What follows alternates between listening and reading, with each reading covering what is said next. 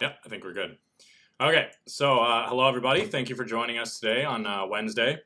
I hope you're having a great day. My name is Jake from Umbrella IT Services, and today we're going to be talking about branding your business with a good friend of mine, Kevin Adele. So I'd like to thank Kevin very much for coming on today. And before we begin, I do have to do the YouTuber thing here and just ask you to please leave a like on this video. It really helps us out. And if you'd like to see more videos like this, then please subscribe to the channel.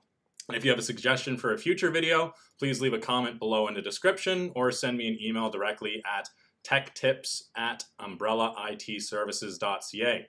So now that we've gotten that out of the way, I'm really focusing today on refining the brand of your business. So refining the brand of your business is something that can be intimidating for people. And for me personally, it's something I've struggled with for years. So thankfully today we've got Kevin on with us, and he's going to help us shed some light on this topic. So again, I'd like to give Kevin a big thank you for coming on today, and we're going to be discussing things like how to start thinking about branding, changes in the industry over the last decade, where to spend your time and intention as a business owner, what does authentic branding look like, and we're going to go into a couple of other topics. So again, thank you, Kevin, and how's your day going so far? Well, thanks for having me, Jake. Day's going good. Day's going good. That's good. Cleared up a little bit. So that's awesome. As usual, it's a pleasure to speak with you, man. I always learn a lot whenever we sit down, whether it's Starbucks or my office or your office or anywhere. It's always great talking to you. So I'm very excited to kind of jump into this today. Pleasure. Thanks for having me. No worries. So what is it exactly that drew you to branding in the first place?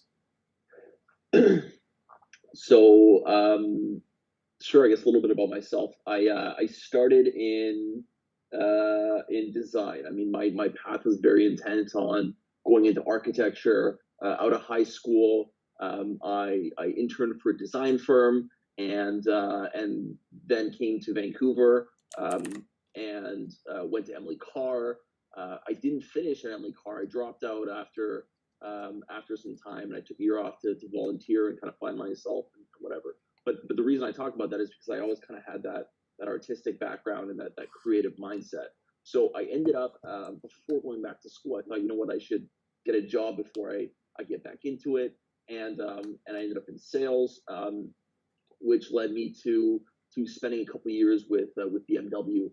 And while I was at BMW, I was at the #1 volume store in Canada. And I realized that, of the 15, 16 of us salespeople, 6 or 7 of them had been there for 20 years. And then practically everybody else had been there for somewhere between 5 and 15 years. And so what that meant for me was a lot of the people walking in the door or calling in the store had either bought from one of these veterans or had been referred to one of them. Somebody they knew had bought from them. And so I had to figure out how to get people in front of me.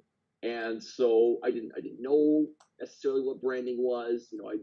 I guess by way of the car business, I kind of heard about some of the big guys in motivational sales and marketing speak. And so I kind of had a little bit of influence, but I got in touch with the marketing team who was upstairs in the ivory tower, and one of the guys came down and he started helping me think about how I could market. So one of the ways that I did that was through email marketing campaigns. And so I knew nothing about email marketing campaigns then, nothing about response rates or open rates or any of this stuff. And so I started taking lists of upcoming service appointments and breaking them down in Excel spreadsheets, and then applying them to email templates and sending them out. And so I would title the email, Brian Jessel BMW service appointment, whatever the day was, and then the email would look something like, dear Mr. Customer, Mr. and Mrs. Customer, I took keen interest in your upcoming I was looking through a list of upcoming service appointments and took keen interest in your, year BMW model, with the incentives at the end of the year, yada, yada. I wanted to offer our valued service customers the first chance at these incentives. Are you open to discussing trading in your car for something new while you're here on, day of the appointment? So I had all that in Excel, and it just auto-filled. And so the first day I sent out probably like 12 or 15 emails, and I got a response rate of about 50%. One of them said, no thanks for checking in. And everybody else who responded said, yes, I'd love this. And so I very quickly learned that, okay, there are other ways to get people in front of me. So effectively, I built my first sales funnel, though I didn't know what that was. Yeah. Another thing that I did was I started working with a company based in San Francisco who ran, some Instagram support algorithms. And so, I paid them a couple $100 a month, and we started looking at, what they would supposedly do. I don't know how true it is. I didn't write the code, but basically, they would like, comment, and follow.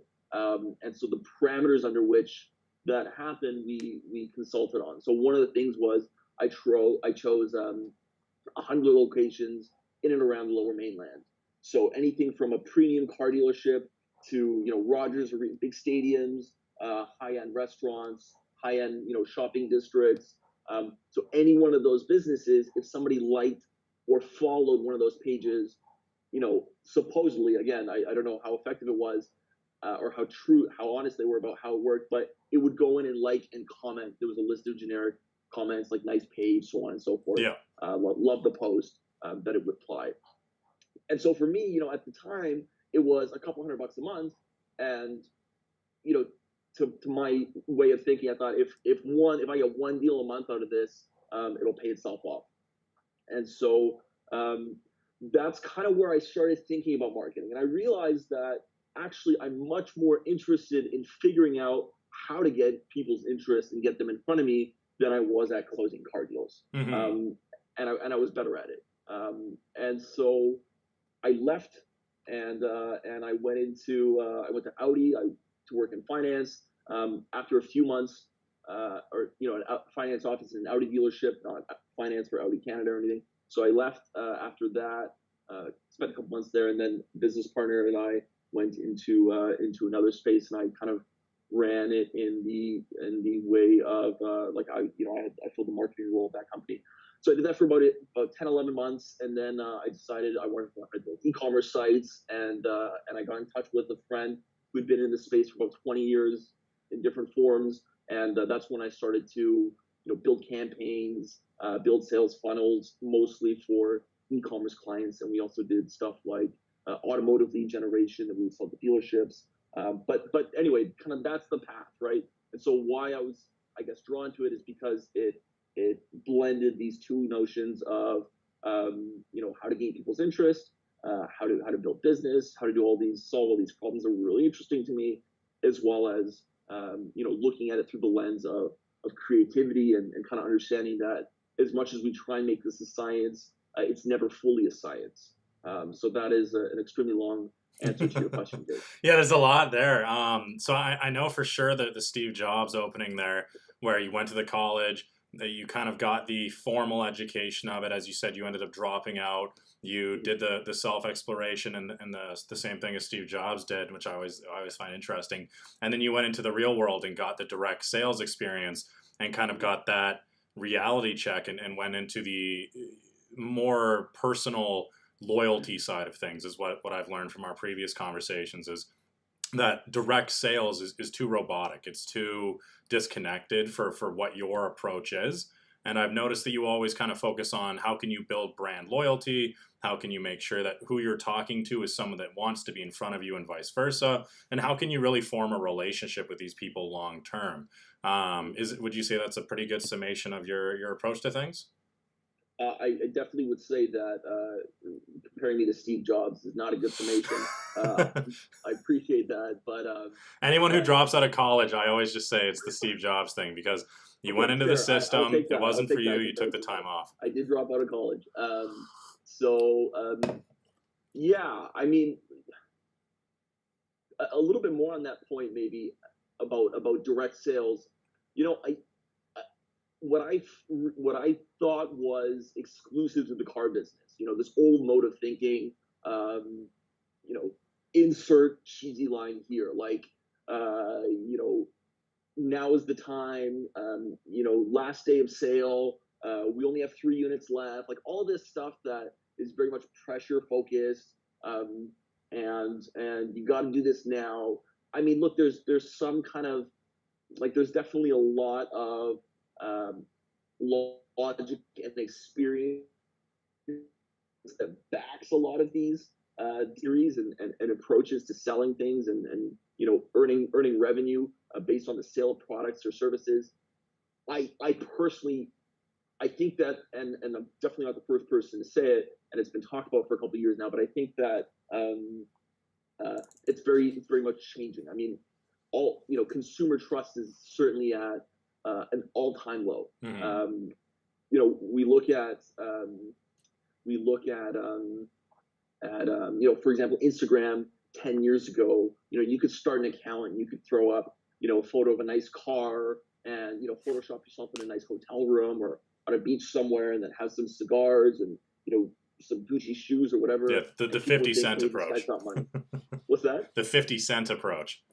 Yeah, the 50 cent. No offense to 50 Cent, but yeah. Basically, I can craft this image, and yeah. though that thinking certainly exists, the reality is that what worked then no longer works. Yeah.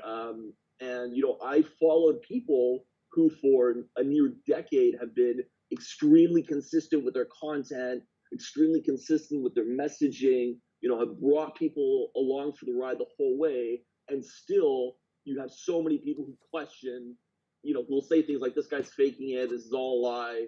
And it's like, it's certainly a reflection of the time. But that's kind of what interested me more in branding. It wasn't that I don't believe in sales anymore. It was more that how people are thinking about being sold to has been changing. Yeah. So as you mentioned, you've been tracking stuff for a long time and you've seen a lot of changes happening. How do you recommend people get started nowadays, now that things are the market is so saturated and there's so much distrust? Like if you even mention like, oh, a corporation says X, most people Right. immediately say, okay, well, if a corporation's saying it, it therefore is evil. So how do you recommend that people kind of get started with developing their brand strategy during these kind of turmoil, like these kind of confusing and saturated times? Because I know for myself, speaking from experience, I'm always afraid that if I put a message out, one, it's going to be considered too cheesy, like you said, like, oh, we're running out of things, or this urgent call to action Sure. is coming on too strong. And then I'm afraid that if we're just posting generic information, it's not going to be helping people, which is why I'm so happy about this YouTube opportunity, being able to interview experts like Gabby last week, yourself this week, Kevin coming in from Yardstick Services next week about WordPress design and this kind of stuff. So I feel personally like education is the best way to do things, but from there, I have no idea what to do when it comes to developing a branding strategy. So what do you usually recommend people do to get started nowadays? When I work with clients, I think one of the most important things, Jake, is kind of getting to a place where I feel like we're on the same page and where they feel like we're on the same page. And a lot of that comes from kind of downloading onto them my mode of thinking, where I get my insight from, where I get my perspectives from, who I'm listening to. And one of the things that has really stuck out for me over the last couple of years that I've been looking at this is this idea of documentation. Mm-hmm. And why I say that is because, look, with supposing all the things that we've just talked about consumer trust being true, how is it that we then can present an image that is authentic, or at least as authentic as possible, to kind of draw attention from people that actually like us or want to buy our products and services? And it's difficult. Of course, it's difficult, and what I'm going to suggest as well is very difficult. But one of the things that stuck out to me the most is this idea of documentation, Mm-hmm. documenting the process. And the reason for that is, if you, for example, have several hours a week of long form video content that you've documented, it becomes a lot easier to break that up. So let's look at its advantages. For one, it's authentic. What is authenticity anyway? But it's much more interesting and much more real and honest than, let's say, every day I wake up in the morning and I think, okay, I got to post something. What's going to be interesting today? Yeah. Or I got to post something 10 times a day. what is going to be interesting, what is going to retain people's confidence, people's interest in us as a brand. And so when you have this long form content, it becomes a lot easier to be honest, and it gives you a much larger pool to play with. So if you have 2 or 3 hours of content a day, or a couple hours a week, then you can say, okay, well, not only can I break up that 3 hours into hundreds of small video clips in editing, I can also take photos from it. I can make GIFs out of it. I can write articles based on things that I've said. I can take, let's say you do like a podcast like this. I can create an audio form, an audio file from it, put it on Spotify or iTunes or something else. And what you'll find over time is that you attract people who are interested in you or interested in your brand. And yes, it's not going to win everybody over, but I think we're kind of past that my opinion is we're past that stage of branding or marketing as a ploy to get everybody to like us. Especially with what's going on in the world right now, we see that it is impossible to have everybody like you. Yeah. Okay, perfect. So it sounds to me like step one is again, forget about chasing your market. Just be authentic, broadcast things that are interesting to you, and your market will actually find you as long as you stay consistent with your messaging. Is that correct? Yes, to an extent. I mean, the only thing I would kind of have issue with is this idea of consistency, because look, if you're consistent in putting out honest content, I think that is going to, authentic content, stuff that's real, that's not necessarily scripted. If you're consistent in that, that's where I think consistency. That makes sense. Important. Yeah, that makes perfect sense. Okay.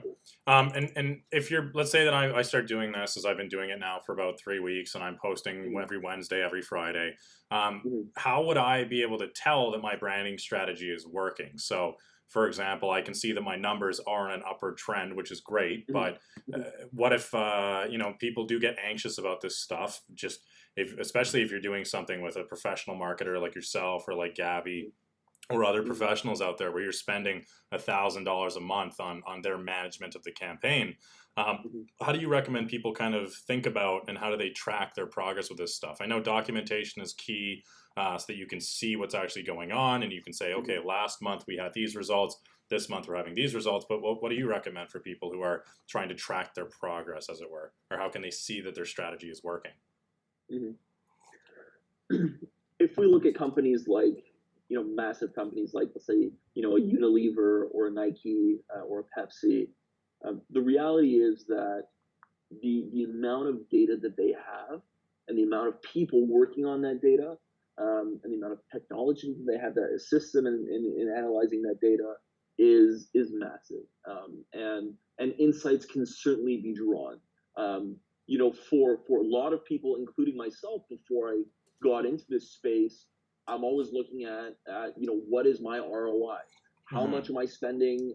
Or how much am I getting back based on what I'm spending? If I'm going to spend $1,000 a month, or if I'm going to spend $10K a month on branding or marketing, what is it? When am I going to start to see a return?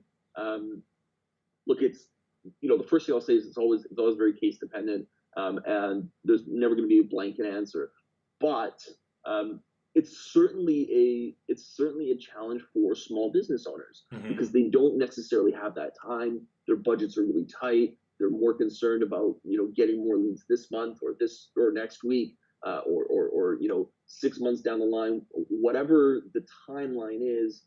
We get very protective of our money when we don't have a lot of it.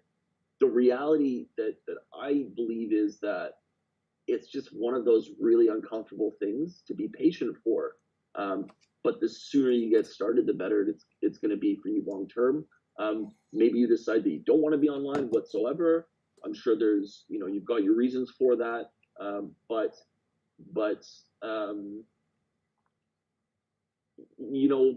the other benefit I would say is, like, now with these social media platforms, it's really easy to get analytics. And so, watching those things are certainly important.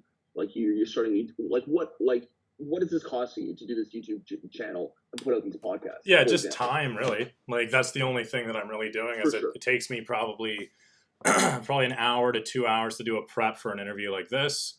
And then the webinars probably take me 4 hours of prep time to do like a presentation on something. So I can definitely, but I am documenting things as you mentioned, so I will be able to eventually hand this off to someone else, and they'll be able to take over this role and continue doing this should it pick up and begin allowing us to develop, again, a community around the company and enabling revenue growth and all these kind of things. But yeah, I would say probably about 6 hours a week, 8 hours total, I think, if we include the time it takes to actually record the webinar, record the interview, post it, all that stuff. Set up calls. Yeah, exactly. So about 8 hours a week out of my 60-hour work before week. It starts. Yeah, so I would say probably, I think probably 8 hours a week out of my 60-hour work week. So nothing crazy. Right. For some people it's not a lot. For some people it might be a lot. What does that 8 hours cost you?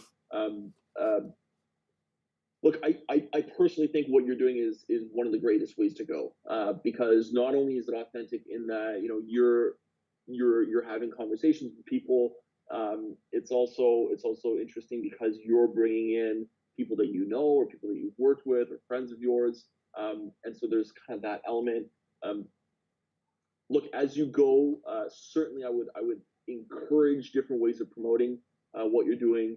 Get the podcast guests to kind of to plug it. Get yourself, make sure you're plugging it yourself, putting it on LinkedIn, putting it on other places.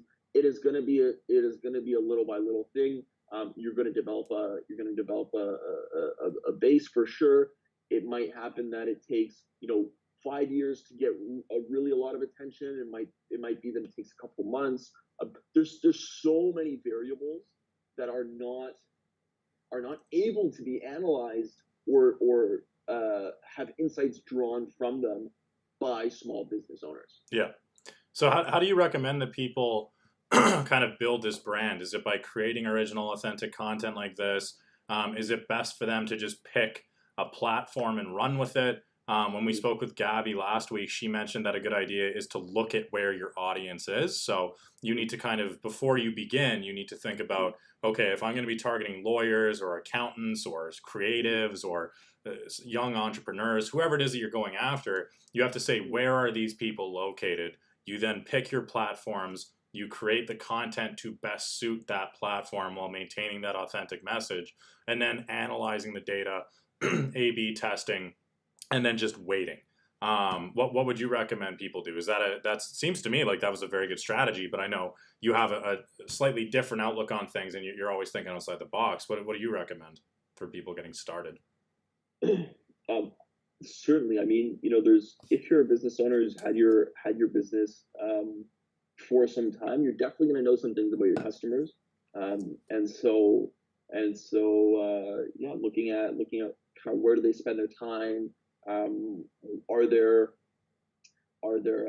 similarities? Are there kind of insights I can draw around where they, what their interests are beyond my product or service? That's definitely a good way to look.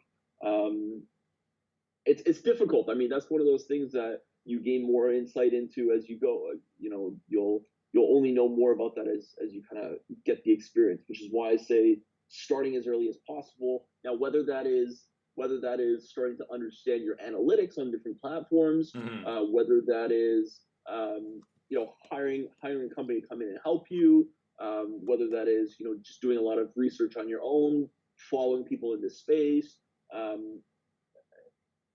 They're all important, but I think the most important thing in kind of my heart that I want to express is that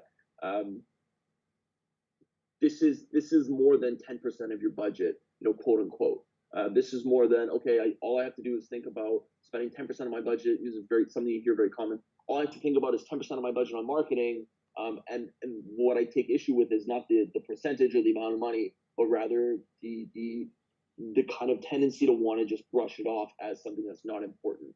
Building your brand is more important than ever these days. We see, even Jeff Bezos right now is screenshotting emails of people who've called in and I swear I'm not going to get political, but people who have emailed in and said things in they're against him supporting, a cause, for example, and he'll screenshot his response and put it on Instagram. That's so much more valuable than running an Amazon ad, for example. So yeah, very, very interesting times. Again, all I want to say is that I think it's really important that we think about it, think about where customers are coming from, and be curious about it. Be truly intellectually curious about where your customers are coming from and how to meet them where they're at. Now, that actually brings up a good point. Speaking about the political stuff, is there such a thing as good branding and bad branding? Because I know, for example, right now we have all of these crazy tensions going on. There's a lot of problems in the world that need to be resolved and dealt with. And a lot of people I see are either in my camp or I don't think my business has any right to discuss topics that are going on with any community at any time. I think my business's job is to deliver IT services to people, and my business's job is to indiscriminately empower employees and clients to do whatever they need to do. I don't think my business needs to be getting involved with any of that stuff. And then on the other side of the coin, I see a lot of these companies like Under Armour, Nike, and Citibank, Goldman Sachs, people with not exactly good histories of helping people that are very much pushing the current BLM stuff. They were pushing the coronavirus thing quite heavily. And they get involved in a lot of these campaigns on both sides of the aisle. And I always wonder, is there such thing as good branding and bad branding? Or is it the old saying where all press is good press? So I'm curious to kind of hear your thoughts on, have you noticed any sort of negative pushback? For example, I see right now, I think it's the Vancouver Candle Co. guy. He came out and there was a lot of racist text messages that he was sending off. And but for me, I just heard about Vancouver Candle Co. Now, I know that the guy who was running it was a racist piece of shit, but allegedly, but I also found out that he was he was a gay man in an interracial marriage, which I know appeals to a lot of my friends. So again, is there such thing as good branding and bad branding here? What do you think? Loaded question. I know it's very sensitive. So yeah, I apologize for that. Yeah, no, it's okay. Look, before we get into that, to answer your question, is there good branding and bad branding? Yes, I 100% think that there's good branding and bad branding. Now, for example, if you look at a large majority of business pages on Instagram, they will have hired somebody, whether it's somebody that's not very experienced and just collecting a paycheck, or somebody who is your niece or nephew or daughter who's 24, 25 years old, and knows how to run Instagram better. I think that most of those pages have very similar type of content. It's quotes with your color and your logo in the corner, or like what's another really common, like tips and tricks. Like there's just as some examples, it's really dull and it's really boring. And look, it's not easy to create a very unique brand, which is why I kind of go towards this idea of documenting your process, documenting your story, because it's much more interesting to see somebody build a business than it is, to hear about or to read a quote. Oh, great. Jake's Umbrella IT has put out this inspirational quote. I couldn't give two shakes of a stick, right? And so looking at that compared to, okay, Jake is breaking into this space, or he's doing this morning, or this is kind of the office vibe at Umbrella IT. I think definitely is not going to get everyone's attention. A lot of people won't care, but at least the people who are interested in that, it'll get them a lot more loyalty to kind of hang on. As for relevance to kind of what's going on and taking issue with political sides of the aisle, look, I mean, I think what I can say is certainly that there are trends. It's trending towards being really clear on who you as a company or what you as a company believe in. So it is important to express those beliefs then. If it is truly something that you do support, you would recommend that the people, again, express themselves honestly without hesitation. Like, again, I'm not the type of person to shy away from a question or conversation, which is why, again, with Right. the political stuff, I'm always happy to discuss it openly and make sure everyone's going to be able to get heard at the same time.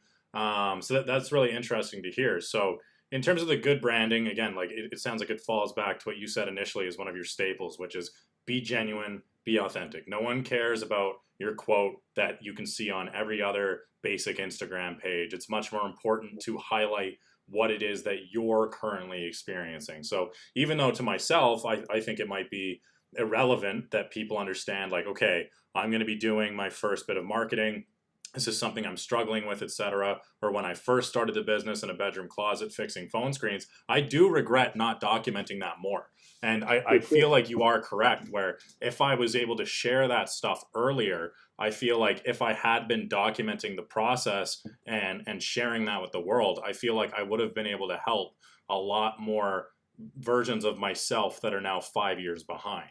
You know what I mean? Like that's because that's kind of the motivation for me to do these videos is to help other business owners and help nonprofits and help these people. But it's also to find and help me 5 years ago, because I know that if I could have seen, okay, it is possible to go up against a big company like Apple and fix their phones faster, better, cheaper, and you can do it using these methods, that would have been hugely beneficial for me to see someone else doing that. That's one of the reasons why I like watching Louis Rossmann, who is a YouTuber from New York City who runs a repair shop so much. He goes on his YouTube channel and he'll literally just to start cussing Apple out. He's Right. showed laptops that have human fluids inside of them that he has to fix, and he curses, and he's very genuine. And I've watched him go from 1,000 subscribers 4 or 5 years ago when I started watching him. Now he's over 1 million, I believe. Right. And it's the same thing with Eli, the computer guy, who's another rough around the edges kind of guy. And sometimes they dip into the political stuff, but for the most part, they stick to their little corner of the internet, which is computer repair and computer education. And watching their journey and watching Lewis go from having his one employee and having his shitty repair equipment to now having a brand new store in New York City in the financial district, and watching Eli, the computer guy, travel around the world in his van with his wife and his 2 dogs as he does these computer seminars. Like, it is, I very much have this parasocial relationship with the guys where I'm like, oh, I know this person, even though I don't know the first thing about them. It could be a total act. I do feel a connection to their content. And when they're posting things as another business owner, I'm like, okay, what's Lewis talking about today? What can I pick up from him? What can I learn? What can I read in the comments that other business owners and other tech enthusiasts are commenting? And it does kind of create this good relationship. So even though the messaging, I don't agree with it all the time, like you said, you can't please everybody. Just the documentation and the trail of content that he's created is enough for me to be able to share the links with other people, and then they'll kind of get sucked into the wormhole, and all of a sudden I can watch 2 hours of this guy's content while I'm working, or listen to it like you said in a podcast, and all of a sudden I'm like, oh, now I know that if I'm working on a MacBook, I need to keep this in mind, and I need to know that this 2015 MacBook is very likely to have, or a better example would be a 2017 MacBook Pro is very likely to have a video cable malfunction because Apple made the cable 1 or 2 millimeters too short. So when you open the screen, it's going to pull on the cable a lot. And after you do that 1,000 times, it's going to break. I wouldn't have learned that unless I'd been following Lewis, and I wouldn't be following Lewis if he wasn't such a genuine guy. If he was this, what's the word? If he was this sanitized corporate spokesman where he put up a video that was just like, live your life, live, laugh, love, I would have been like, okay, I'm gone. I'm out of here. But because he's this rough guy who's just like, I don't know, this piece of shit won't fucking work. What am I going to do about it? It's like, okay, well, let's hear what this guy has to say. Like, this is hilarious. Like, this is very interesting seeing this guy go up against Apple and these other things. So what would be an example you think of bad branding other than just the generic stuff? Like, is there any tips you can give people for content creation? No, I mean, yes. I think. Sorry, just to rip off your last kind of point there. I think you're right on the ball, and in fact, I would probably posit that there's also an aspect of entertainment that exists when you watch Eli. because you formed that relationship with them, I'm sure you're not only looking to it for. I mean, correct me if I'm wrong, but I feel like you're probably not only watching it for the insight, but also it's entertaining. Absolutely. It's entertaining, and you've developed kind of a relationship with them in this very new I guess mobile way. What does in terms of what else, what examples of bad branding I could give? I mean, look. Or good branding, either way, Truly, just examples for or folks. yeah. You know what? I don't know Jack FM very well, but I've been seeing their ads around recently. If you're not in Vancouver, they're a local radio station. I think are they Vancouver based? I think they are. Yeah. They've had a lot of bus stop ads and on the side of buses, and it's just like very funny stuff. They're like, stuff like what was one of them? It was like, we don't mind being your fifth favorite first, or your fifth first favorite radio station. So, and just like kind of very like self-deprecating stuff. Yeah. And like they know they're not the best. They know not everybody loves them. Yeah. Look, I don't know if it's necessarily I don't know if it's working for them. But that's an example of like stuff that I find funny. So like if you look at, for example, why we're kind of in the age that we are from my perspective.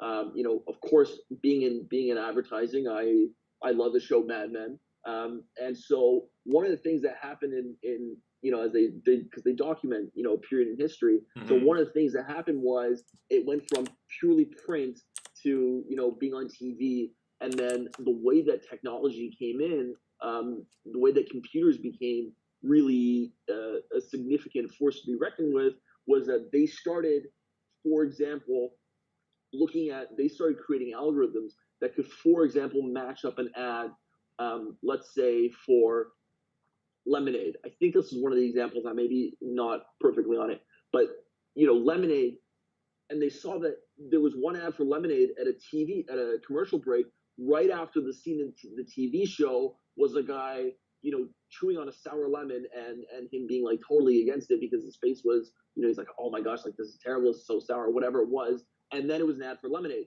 So like, okay, well, we can't have that next to each other because people are going from one association to another, and therefore they're not going to like our lemonade. And so that's kind of when context became really important. And as we kind of go on in the different platforms, I mean, what marketers do is we ruin things. We use a platform until it's no longer people are no longer receptive on it. Mm-hmm. Email marketing 25 years ago was extremely effective. Now, how many emails do you get in the morning, Jake? I think like 65 a day. Okay, usually, how many of them you actually read, right? Yeah, no, that's my thing is I open it up and it says like this morning I think it was like 65, 67 emails. And I go, okay, how many of these are from people I actually give a shit about and what subjects are actually engaging? And 100%. I'll go through and I'll delete 98% of the automated ones. And then maybe it's one from like a competitor or it's from a vendor that we use. And it's like, here we're doing a webinar on security or we're giving you information. Unless it's educational content and I open it up and it's something that says, oh, big sale or, oh, this thing is going on or congratulations to this, whatever. I don't care and I delete them all. But if it's something that says, here's our tips on working remotely during COVID-19 for your clients, I'm like, all right, okay, I'll keep that. I'll download your PDF. I'll give you my email again, even though you already have it, and I'll be good. So at the end of the day, I'll go from 67 in the beginning. Within 5 minutes, I go down to like 18 to 25 that are from clients or contain actually engaging information. Sure. So yeah, exactly, right. And so I don't actually know recent numbers, but that's an example of something that what's always going to happen is that attention is going to shift, mm-hmm. And based on a bunch of different factors, and one of them is if something becomes too saturated with garbage, we're not going to look anymore. Yeah.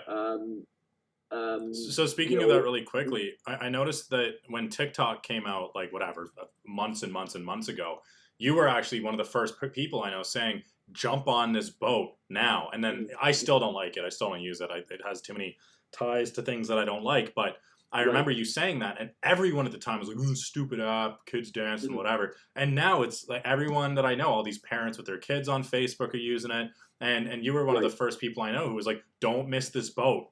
Get on TikTok, Mhm. start promoting Mhm. yourself. It's gonna blow up. Mhm. You want to be one of the first people on here." And is that what you mean by the attention changing? Like, are people gonna move from oh man, I forget now. Are people gonna move from MySpace to Facebook? Like, is it important to be keeping those things in mind? Like, is it an attention economy where you want to be building your brand and building your tribes that you can jump over to the next platform when marketers end up taking over and ruining the current ones? Mhm. Yeah, well, I mean, just to be super clear on that, TikTok's been around for about 3 years now, and they started out as an app called Musically or Musically, but it was there was a, anyway, Oh, really? and I Gary didn't know Vee plugged that. it, I think 3 years ago, back when it was still called Musically, Got it. um, and yeah, I mean, look, that's always an example. I just like a you know, a stock, just like a, you know, piece of real estate, just like anything you're going to invest either money or time into, there's always some risk. You're never going to know fully. I think it's kind of important um, to have your finger on the pulse of what's going on. Where are there platforms where people are getting attention? You can't get them all. Some people do get them all. Some people get, you know, one of 50. Um, but to your question of, is that what I'm talking about when I'm talking about shifting? To an extent, yes. Uh, but also going back to some of the other points we've been discussing, um, what is going on in this space? So, you know, beyond just platforms, like, okay, what are people talking about? What's interesting to people? And I think that that's where this idea of documenting, you know, your true story, or, you know, as authentic of your process as possible, becomes becomes kind of a one size fits all strategy, in that it's always going to be genuine. It's always going to be real, and you will lose a lot of people on the way, and you'll get people along the way. And so, again, how many times have I hammered this home in just this one conversation? But I think that's where good branding really lies. And bad branding, I mean, look, like you mentioned, there's examples of people who have gone either for or against certain issues. I don't have enough data, man. I can't say for sure what's right or wrong. I think that's really going to be a personal choice. Hmm. I don't want to start getting into believing that this is the way the world should be or shouldn't be, because not because I want to avoid the topic, truthfully, because I don't know. Yeah, Um, exactly. Yeah, I think right. that's right because it does. Again, I think it goes back to what you said. If it's genuinely something that you do think needs to be talked about, then again, that's your genuine belief. You as an individual, go Yeah. for it. Yeah. That makes a lot of sense. So another question that I have for you is very Mhm. quickly: what tools do you recommend people use while they're beginning to develop the brand or they're refining their Yeah. brand? Because one last little closing thing that I kind of want to talk about, just to move on to Sure. this before we do, is Mhm. I think that what I've learned so far is that my branding does come through even in our services. Like when I was talking to somebody yesterday, we're getting a new Mhm. client on, just in the sake of conversation, they made a comment saying, "Oh, okay, so this is a concern of ours because Mhm. with our previous provider, this was an issue." And I just let them know we only provide services in this way. And Right. immediately they were like, "What do you mean? Like, what? But no one else does that." And I just let them Right. know, well, no, the way that we do business is in a way where I don't want to be doing business with people that don't want to be doing business with us. It can't Right. be an enforced system. It's got to be a voluntary agreement between parties. So for me, it's very important that if we're going to be continuing to work together and doing these kind of Mhm. things, that we have this level of communication, we have this level of engagement, that there is Mhm. that understanding of we are here to help your business. We're a part of your business. And to Mhm. them, that was just completely out of left field. They're used to people saying, Right. okay, we're going to get you on a contract. We're going to lock you into this contract. We're going to juice you for 3 years, neglect you as soon as you sign the contract, and then throw you out the back door, which was their Mhm. experience with this prior provider. So Right. The branding and the culture that I've kind of created with my team does shine through every day in the way that we help our clients. I have people that have come over from other providers saying your quality of service is so crazy, you guys are so fast to respond to things. I know if I'm calling in, I'm always going to get help with things. And I kind of made sure to hammer home these basic values and tenets of service that I have with my employees, which has then bled out to our clients, which I'm just now starting to try to express through our social media stuff. So, and you've given me some Right. ideas already, like going on Spotify and putting this on Spotify, for example. And then just kind of now I have the almonds are activated, my noggin is jogging, and I'm going to be trying to highlight those things on our Instagram or on our Twitter, and being able to highlight employees going above and beyond, etc. Because, like you said, documenting those differences and highlighting the values of your company are things that, again, will resonate with some people and not with others. But as long as it's a genuine message, and I am genuinely proud of employee X for going above and beyond, that's all that matters. So I very much appreciate those insights so far. So unless you have something to follow up on, what tools would you recommend for people? Yeah. No, it's great. I think so I've kind of run the gamut in terms of the web development. I've done social media marketing. I've done a bunch of stuff. I think one of the really cool tools that I picked up on was an app called Over, just like it sounds, and it's a yellow. I think it's a yellow square with a white O in it. And so that's a really good app for doing content creation. So there is a free version which limits you, and then there's a version that you charge that charges, I think, $20 a month, and it gives you basically templates for social media posts, as well as access to, I think, Shutterstock and Pixabay for professional photos, and it has templates for different posts. This is not a plug. I don't work with them anyway. My only concern in recommending something like that is that someone's going to then take one of those templates and go completely off track from what we've been talking about. But if you're looking for like really cool tools to be able to create quality posts with, that's one of them. And they also have fonts and all kinds of, they have template videos and stuff like that as well. So that would be one of them. If you're into, okay, well, I got to start somewhere. I'm gonna have X 25-year-old or 22-year-old doing my Instagram. Pay for Over, let them use that. And that can be on Facebook and Twitter and everything, not just Instagram. So that's one. Another would be Sprout Social. Sprout Social is another paid app and service that allows you to schedule posts and receive data from different posts. So, for example, if you've got your business Facebook page, your Instagram, your Twitter, your LinkedIn, you can, for example, for a creative like myself, I am not very good at every single day at 9 a.m.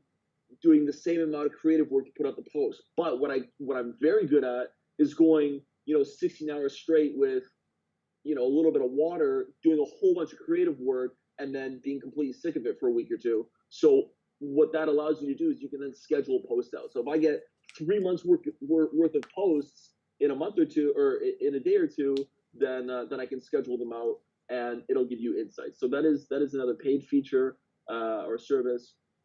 So this is all for kind of social media. And then more important than all that, though, honestly, Jake, I think is kind of where you're getting your information from, and where you're getting your insight from. And I'm not the person who can decide that for you, but one place that has been really, really helpful, Gary Vaynerchuk, I'm sure most of you guys have heard of. I used to listen to him. I don't listen to him anymore, but he puts out a lot of really incredible documentation. You got to keep in mind, he does service companies like Pepsi. He does service Fortune 500 companies, I'm sure Fortune 50 companies in the digital media space, no matter what you think of him online. And so he puts out a lot of really great documents. Another is Jim Stengel. He's got a podcast sponsored by Deloitte. It's called the CMO Podcast. So he interviews, chief marketing officers and global heads of marketing from around the world. And his podcast is really great. Some of my favorite conversations have happened there. Yeah, that makes sense. So when we're listening to people like Gary Vaynerchuk or listening to the Mhm. CMO podcast or even Sure. looking at brands like you mentioned to me, we had a brief discussion before we went live about Casey Neistat.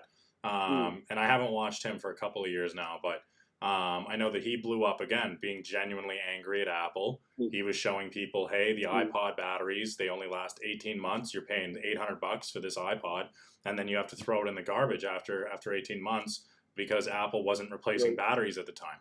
And his genuine outrage led to him being one of the most successful independent filmmakers on the planet, I would say.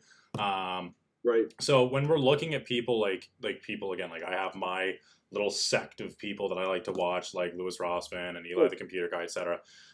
What kind of mindset do you recommend people use while we're looking at our favorite creators or we're looking at our favorite brands so that we can kind of Mm. deconstruct them and build our own? Yeah. Look, I think there's definitely no one size fits all, right? If Yeah. you're, I think that the most important thing is just kind of this curiosity, this intellectual curiosity of who are my customers and how can I meet them where they're at, and that'll kind of inform you, and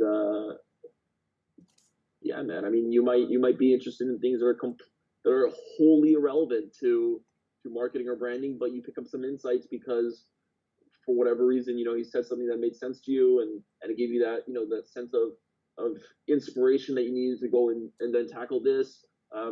Look, I don't know, man. I truly can't say for everybody that it's the same. Um, when it comes to specifically marketing stuff, I think, look, there's a lot there's a lot of people saying a lot of stuff out there. There's also people who have a lot more experience than me that have opinions that I completely disagree with. Am I right? Are they right? I'm not sure. But my theory is that it's not simply about getting attention. Mm-hmm. That's just my belief, right? When in my work, I don't think it's as easy as just getting attention or just convincing somebody to do something. But all of that kind of goes to how one runs their business, how they think about earning revenue, how they want to impact the world. So those are, I think, things that are important to know individually or as a team or as a company while you kind of endure this process. Mm-hmm. That makes sense.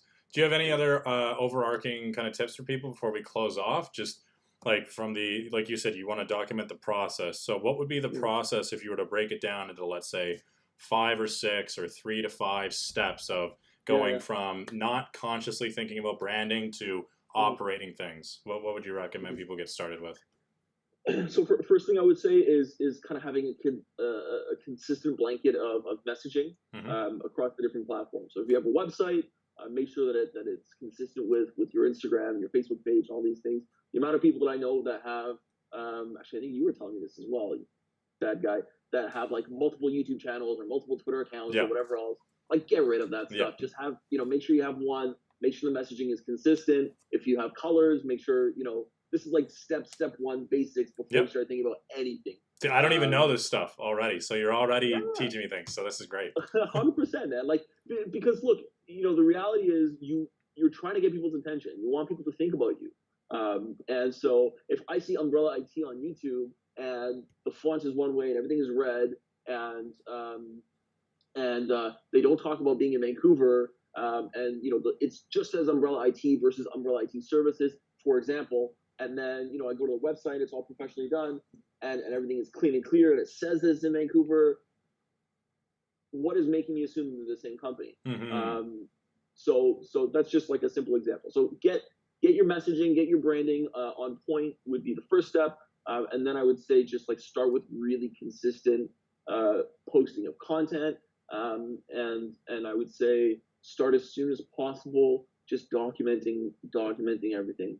Mm-hmm. And it doesn't have to necessarily be hiring a camera crew or walking around with hiring somebody to do it. It could be as simple as, okay, I'm going to make sure that everybody on my team takes 10 photos a day around, let's say, the shop, and takes 30 seconds of video every day. And then that funnels back into into kind of your database. And at the end of the week or the end of the day, you're reviewing it, or your marketing person is reviewing it, and coming up with pieces of content from that. That could be a way to start.